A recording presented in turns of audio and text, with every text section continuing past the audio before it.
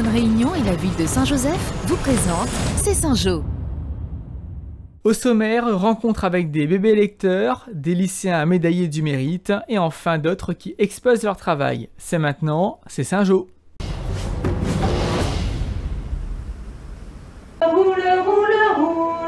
L'animation bébé lecteur existe depuis la bibliothèque. C'est vous dire une séance qui s'adresse aux petits de 6 mois à 3 ans comme cette jeune fille.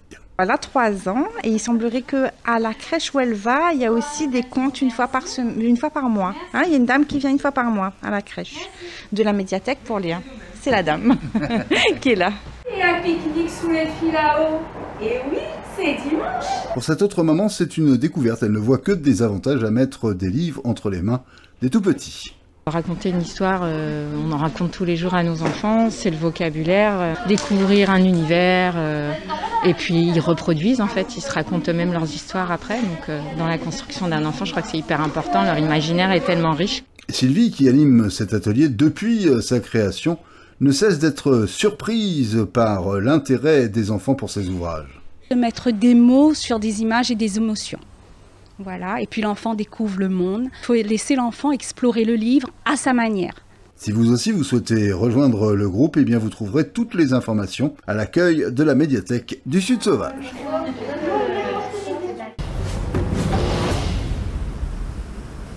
Merci pour ce prix. Nous sommes très heureuses, enfin toute l'équipe, de voir que nos efforts sont récompensés. Et puis on pétitionne et on agit surtout. C'est bien, bravo.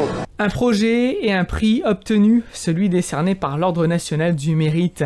Deuxième prix attribué au lycée Pierre Poivre de Saint-Joseph pour son action citoyenne. Les valeurs de la République font partie des priorités affichées par l'Éducation nationale. Un grand plan de formation national est mis en place pour former 1 million de personnes sur 4 ans. Des jeunes dont le travail ne passe pas inaperçu du côté de la municipalité. C'est une fierté, on est toujours fiers de ces enfants et de ce qu'est devenu le lycée Pierre Poivre et qu'il y a toujours le dynamisme des élèves et c'est ça qui est le plus important.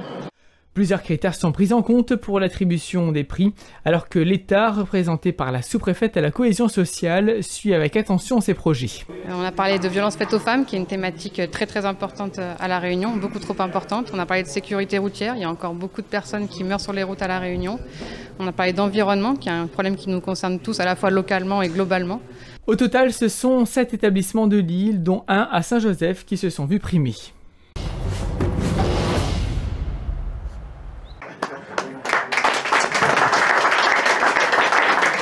Un brin de timidité mélangé à un brin de fierté, c'est dans cet état d'esprit que nous avons rencontré les élèves du CAP menuiserie du lycée Paul Langevin, sortis de leur atelier pour exposer le fruit d'1 an de travail. On a travaillé les plans, après on a travaillé le bois, et après on a construit.